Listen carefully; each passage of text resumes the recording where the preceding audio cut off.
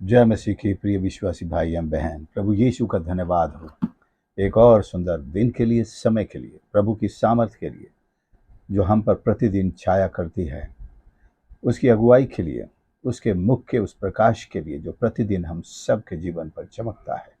हम उसका धन्यवाद करें। प्रभु आज हमसे अपने दिल की कुछ बात कहना चाहता है। आइए उसके वचन की ओर चलें और आज का मनन प्रभु से प्राप्त करें और जाने कि हमारा परमेश्वर हमसे आज अपने दिल की कौन सी बात कहना चाहता है। आज का वचन प्रकाशित वाक्य के पहले अध्याय के 8 पद से है। प्रभु परमेश्वर जो है और जो था और जो आने वाला है, जो सर्वशक्तिमान है, यह कहता है, मैं ही अल्फा और ओमेगा हूं। महिमा से भरा हुआ परमेश्वर, आदि और अंत, आरंभ करने वाला और समाप्त करने वाला, आरंभ होने वाला और समाप्त होने वाला नहीं। Because God has no beginning of himself, or there is no end of God, but all things are started or commenced by him, and all things continue to exist in him. And one day God himself will put an end to all things, and whatever he has saved or liked, जो कुछ उसने चाहा और बचाया है, उसको अनंत काल में भी आगे लेकर वही चलेगा। तो परमेश्वर आदि और अंत है। इसका मतलब ये नहीं कि परमेश्वर का ही आदि और अंत है। आदि और अंत परमेश्वर के साथ है, उसके साथ शुरुआत है, और वही हर शुरू की हुई वस्तु को अंत भी कर सकता है। वो चाहे पृथ्वी हो, पृथ्वी भर की समस्त चीजें हो, या स्वर्ग की चीजें हो, वस्तुएं हो, लेकिन वो स्वयं आदि और अंत से बाहर है, ऊपर है, परे है। परमेश्वर का धन्यवाद हो। और आज हम ये देखना चाहते हैं कि परमेश्वर हर एक अपने भक्त को देखता है। आज हम भक्तों की बात करेंगे कि परमेश्वर की दृष्टि अपने भक्तों पर किस तरह लगी रहती है। वो उनकी पूरी जानकारी रखता है और समय समय पर उन्हें उलाहना भी देता है, चेतावनी भी देता है। और अगर चेतावनी को हम नहीं समझते तो फिर ताड़ना भी देकर हमें वापिस अपनी सेवा की उस सरगर्मी में, प्रेम की सरगर्मी में और परमेश्वर की भक्ति की सरगर्मी में लौटाना चाहता है। हम दूसरे और तीसरे अध्याय में खासकर 7 कलीसियाओं के बारे में पढ़ते हैं। तो इन 7 कलीसियाओं को आप ये भी समझ सकते हैं, 7 तरह के प्रभु के भक्त हमारे बीच में आपको मिलेंगे, जिनके स्वभाव में इस तरह की बात है। तो पहला खत प्रभु लिखते हैं इफिसुस कलीसिया के नाम, और उसके बारे में जो खास बात है वो यही है कि एक पीछे हटी हुई कलीसिया, बैकस्लिडन चर्च है, लेकिन सेवा में फिर भी लगी हुई है और अपने अनुशासन में मजबूत है। लेकिन इस कलीसिया का प्यार ठंडा पड़ता जा रहा है। क्या कहता है? तेरे काम, तेरे परिश्रम, तेरे धीरज को मैं जानता हूं, और यह भी कि तू बुरे लोगों को देख नहीं सकता, और अपने आप को जो प्रेरित कहते हैं उन्हें तू परख कर झूठा पाया है। तू धीरज धरता है, मेरे नाम के लिए दुख उठाता है, थकता नहीं है। पर मुझे तेरे विरुद्ध ये कहना है, तूने अपना पहला सा प्रेम छोड़ दिया है। डिसिप्लिन है, खरी शिक्षा भी है, और झूठी शिक्षा वालों को बर्दाश्त नहीं कर सकता, लेकिन परमेश्वर के प्रति प्रेम में तो ठंडा होता जा रहा है। परमेश्वर का प्रेम तो कईयों का ठंडा पड़ चुका है। डिसिप्लिन की बात करते हैं, परमेश्वर के वचन की बात करते हैं, सेवा की बात करते हैं, प्रभु के प्रेम की बात भी करते हैं, झूठी शिक्षाओं को उजागर भी करते हैं, लेकिन उनके विरुद्ध परमेश्वर कहता है, जो खास चीज है, परमेश्वर के प्रति हमारा प्रेम क्या ठंडा पड़ रहा है। सरगर्मी को हम बनाए रखें। एक और कलीसिया है जिसका नाम है स्मरना। एक गरीब कलीसिया है, लेकिन सच में वो एक धनवान कलीसिया है। वो सताव से होकर गुजर रही है, और इसके बारे में हम पढ़ सकते हैं तेरे क्लेश और दरिद्रता को जानता हूं, परंतु तू धनी है। क्लेश का सामना करती है, दरिद्रता में है, लेकिन धनी है। ये प्रभु की बातों में, आत्मिक जीवन में, अपनी भक्ति में, परमेश्वर के प्रेम में धनी है। और ये कि तू दुख को जो झेलने होंगे उससे मत डर, क्योंकि शैतान तुम में से कुछ को जेल खाने में डाल दे, कुछ तुम परखे जाओगे और तुम्हें 10 दिन तक क्लेश उठाना पड़ेगा। प्राण देने तक विश्वासी रह तो मैं तुझे जीवन का मुकुट दूंगा। इस तरह के परमेश्वर के भक्त हैं जो परमेश्वर की शिक्षा में खरे बने रहते हैं, दुनिया की चीजों में आगे नहीं बढ़ पाते हैं। जो सांसारिक आशीषें हैं, जो सांसारिक प्रभाव हैं, जो सांसारिक दिखाने की चीजें हैं, वो उनके पास नहीं है। लोगों की दृष्टि से ये गरीब हैं, लेकिन परमेश्वर जिस समृद्धि को महत्व देता है और देखता है, वह है उनके आत्मा की समृद्धि, वह है उनके परमेश्वर के साथ उनके विश्वास की समृद्धि और परमेश्वर की भक्ति जो आत्मा और सच्चाई से। भक्ति तो सब करते हैं, लेकिन भक्ति में समृद्ध वही है जो आत्मा और सच्चाई से उसकी भक्ति करते हैं। एक और कलीसिया है, एक और तरह के लोग हैं जो हमारे बीच में देखने को मिलेंगे। वो है तीसरा परगेमम, परगेमुन की कलीसिया, जो बुराई में धनवान है और बुराई का जितना भी वातावरण है उसमें वो धनी पाई जाती है। तो क्या कहता है प्रभु से? मैं जानता हूं तू वहां रहता है जैसे शैतान का सिंहासन है। तो उसका चुनाव देखिए, कहां पर वो बैठ करके फल फूल रहा है। शैतान के सिंहासन के बिल्कुल करीब तू मेरे नाम पर स्थिर रहता है। इतनी तो तारीफ की बात है।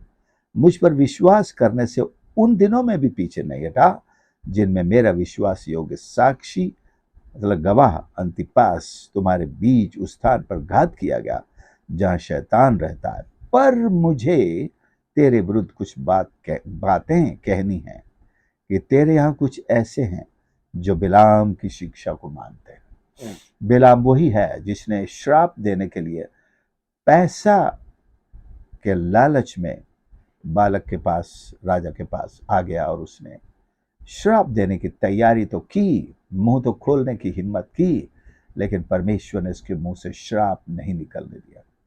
फिर भी ऐसे लोग आपके और मेरे आस पड़ोस में रहते हैं जो दिल में सोचते हैं कि मैं इन्हें श्राप दूंगा, लेकिन परमेश्वर उनके शब्दों को उनके होठों से निकलने नहीं देता है। अगर निकल भी जाते हैं तो असरहीन कर देता है।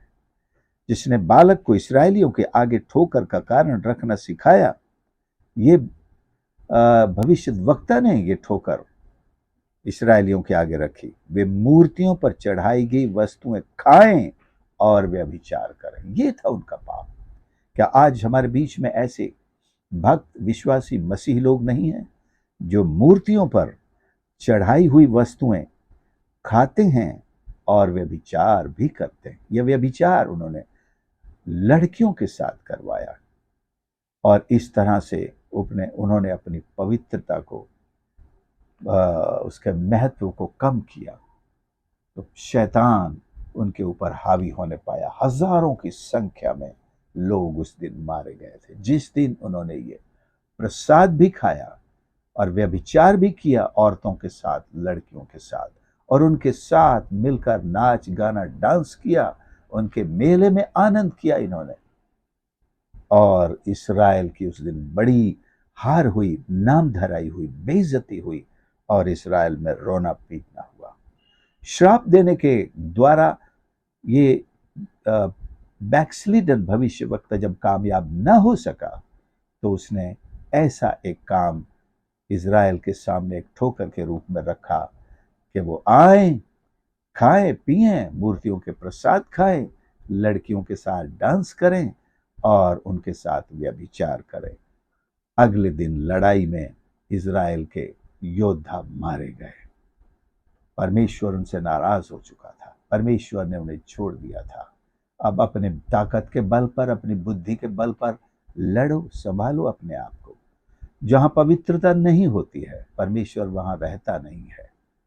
जहां परमेश्वर को कम, उसके महत्व को कम करके आंका जाता है, परमेश्वर अपनी सामर्थ, अपना अभिषेक वहां से हटा लेते हैं। सो इन्होंने ठोकर खाई।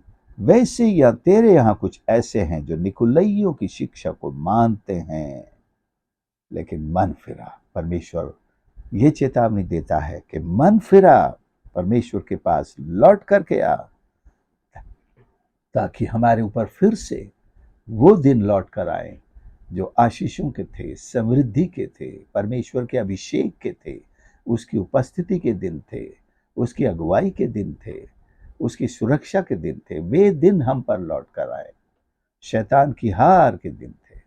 नहीं तो ऐसा करने से, ऐसी संगति में जाने से हमारे ऊपर सब तरह के बुराई और हार और यहां तक कि बीमारी और मौत भी आ सकते हैं। चौथी कलीसिया है जो है थुआतीरा की कलीसिया, और ये कलीसिया भले काम करने वाली कलीसिया के रूप में पहचानी जाती, लेकिन इसके भी एक बुराई है कि वो झूठी शिक्षा वाली उस भविष्यद्वक्तिन को अपने यहाँ शरण देती है, उसको अलाउ करती है। बहुत सारी कलीसियाओं में झूठी शिक्षा देने वाले आते हैं और वो लोग बड़े मज़े से उनकी विशेष सभाएं आयोजित करते हैं, अपने लोगों को बुला बुला करके लाइन में खड़ा कर करके उनसे प्रार्थना करवाना, उसके हाथ उनके ऊपर रखवाना, उनका अभिषेक करवाना। तो ये परमेश्वर की आशीषों की एक बड़ी रुकावट है, परमेश्वर की आशीषों को दूर करने का प्रयास है। और हम ऐसे झूठे भविष्यद्वक्ताओं और उनकी शिक्षाओं में हाँ और आमीन कहकर अपने आप को एक ऐसे खुले मैदान में खड़ा कर देते हैं जहां शैतान हमारे ऊपर आक्रमण करने को बिल्कुल आजाद हो जाता है और हम निहत्थे हो जाते हैं। तो क्या कहता है परमेश्वर? कहता, मैं तेरे कामों, तेरे प्रेम, विश्वास, सेवा और धीरज को जानता हूं, यह कि तेरे पिछले काम पहले से बढ़कर है। हाँ, कुछ दिखाने के लिए तो बहुत ही अच्छा चल रहा है ना? अभी और ज्यादा अच्छे।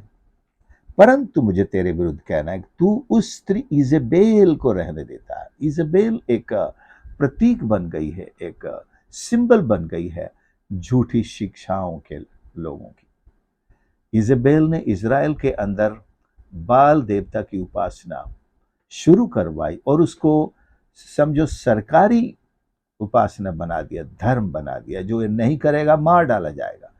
कितने परमेश्वर के दासों को उसने मरवा डाला और पूरे इज़राइल को, यानी कि 10 गोत्रों को उसने इससे भर दिया, इस शिक्षा से भर दिया जो अपने मायके से लेकर के आई थी। वो इज़राइल की वो राजकुमारी नहीं थी, विदेश से राजा अहाब ने विवाह करके उसे ले आया था और अपने साथ वो झूठी शिक्षाएं वहां के नबी लेकर, बल्कि खुद एक नबिया की तरह व्यवहार करती थी और लोग उसके नीचे रहकर झूठी शिक्षाओं का एक बड़ा बोलबाला वहां पर हो चुका था।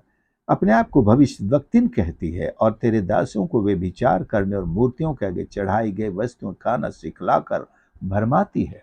हालांकि ये इज़बेल यहाँ पर नहीं है जिस समय इस कलीसिया को पत्र लिखा गया, वो तो कोई 1000 साल पहले यानी कि मर चुकी है। लेकिन अभी 1000 नहीं तो 850-900 साल के बीच की बात है, बिफोर क्राइस्ट में। लेकिन अब उसी की शिक्षा तब से चलती चली आ रही है और आज कलीसिया में भी झूठे नबियों की एंट्री हो गई है। तो क्या हम कह सकते हैं 2000 साल के बाद या 2000 साल ये और 800 साल वो, क्या आज भी ऐसे नबी नहीं हैं जो बिलाम की और बाल देवता की और इज़बेल की शिक्षाओं का प्रचार प्रसार करते हैं?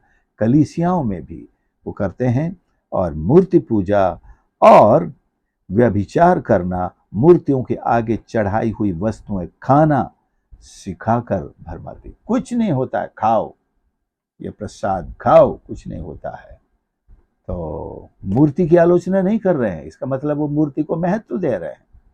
कोई फर्क नहीं पड़ता, खा सकते हो तुम, तो ये तो रोटी है, तो भोजन है, ये तो बाजार में से भी लाकर खाते हो, कोई बात नहीं, ये तो आशीर्वाद किया हुआ है, ये तो प्रसाद है, इसको खाओ, उसे कोई फर्क नहीं पड़ता है। ऐसा सिखाकर भरमाते हैं।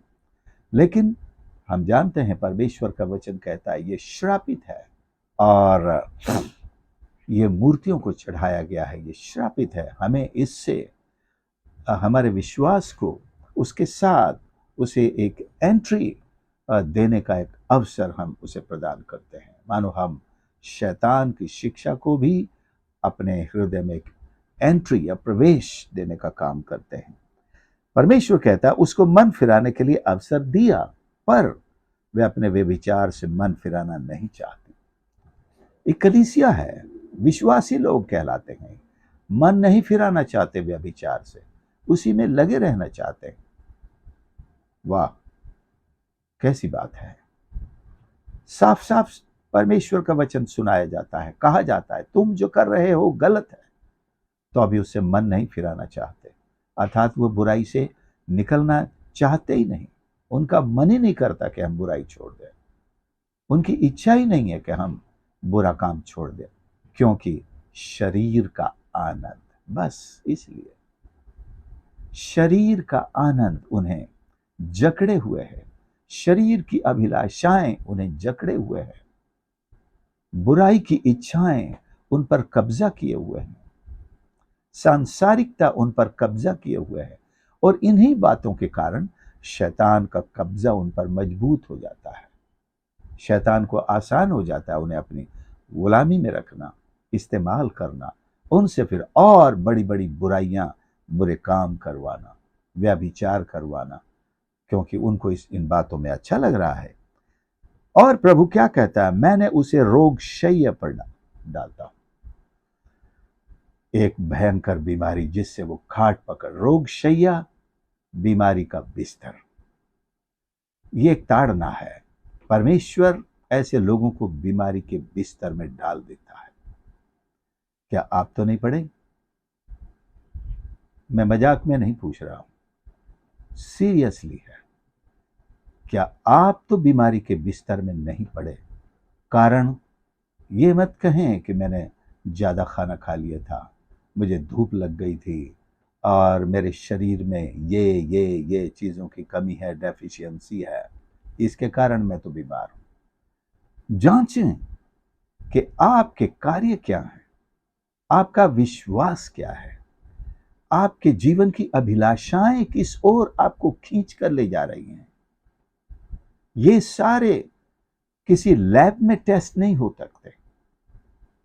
ये बातें, आपकी अभिलाषाएं, आपकी मूर्ति पूजा, आपके पाप करने की जो इच्छाएं, मूर्तियों को के प्रति आपकी जो सम्मान की और आपकी भक्ति की जो भावना है, ये किसी लैब में टेस्ट में नहीं आएगी। ये तो परमेश्वर का आत्मा ही टेस्ट करके आपको बताएगा, कलीसिया बताएगी। पर यहां तो पूरी कलीसिया ही उससे ग्रस्त है। तो परमेश्वर का आत्मा कहता है जिसके कान हो वो सुन ले।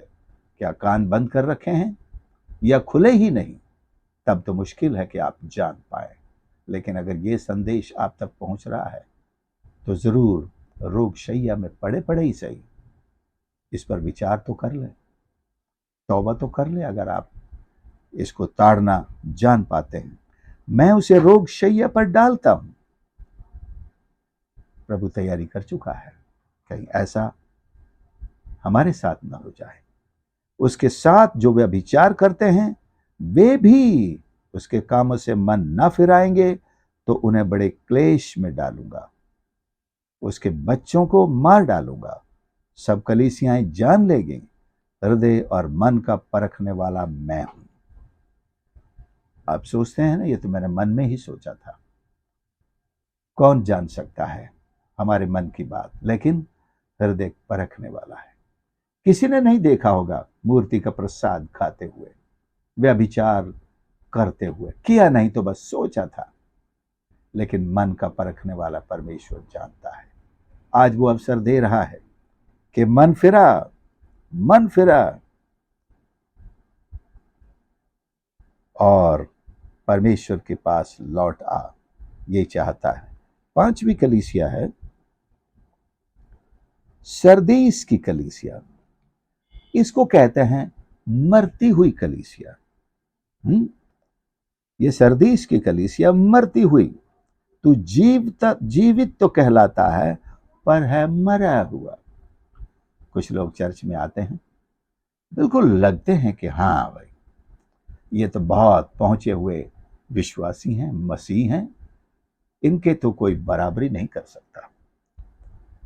हर संडे ये टाइम से भी आ जाते हैं, अपनी बाइबल भी लेके आते हैं, बच्चों को भी लेके आते हैं, और कलीसिया के हर काम में आगे आगे रहते हैं, अच्छा चंदा भी देते हैं, टाइट भी देते हैं। लेकिन परमेश्वर कहता है, तू जीवता तो कहलाता है, पर है मरा हुआ। दिखने में जैसे उस पेड़ ने प्रभु यीशु को भी आकर्षित किया कि उसमें इतने बढ़िया फल लगे होंगे, जबकि केवल फूल इतने लगे थे, बिछा पूरा पेड़ ऐसा लग रहा था कि इसमें तो जरूर लगे हुए होंगे, परंतु उसमें फल कुछ नहीं थे, फूल फूल पत्ते ही पत्ते थे। तो हम में से भी अनेक लोग ऐसे हैं जिनके जीवन हरे भरे दिखाई पड़ते हैं। प्रभु जब फल ढूंढता है तो फल दिखाई नहीं पड़ते। आज इतनी कलीसियाओं के बारे में कल हम आगे की बात करेंगे। आइए हम प्रार्थना करें। प्यारे यीशु, हमारी मदद कर, कहीं हम इस तरह की विश्वासी ना बन जाएं कि आपकी ताड़ना, आपकी डांट फटकार और आपकी इस तरह की ताड़ना के शिकार हों कि हम पर भयंकर तकलीफें आ सकें। हम अपने विश्वास को आपके सम्मुख उठाते हैं और प्रभु हमारी सहायता कर। हम तौबा करते हैं हर एक बुराई से, हर एक बुराई को छोड़ देते हैं, आपके आत्मा की अगुवाई में चलने के इसलिए आपके सम्मुख आते हैं।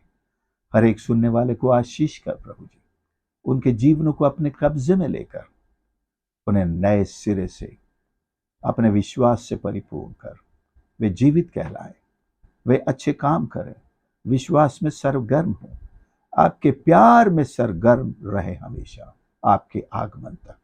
हर एक की सहायता कर, प्यारे यीशु के नाम से प्रार्थना मांगते हैं, आमीन। प्रभु आप सबको आशीष करे। आपने संदेश को सुना, जरूर दूसरों के साथ भी शेयर करें, और इस चैनल को भी अभी तक सब्सक्राइब नहीं किया है तो प्लीज जरूर कर लें। God bless you.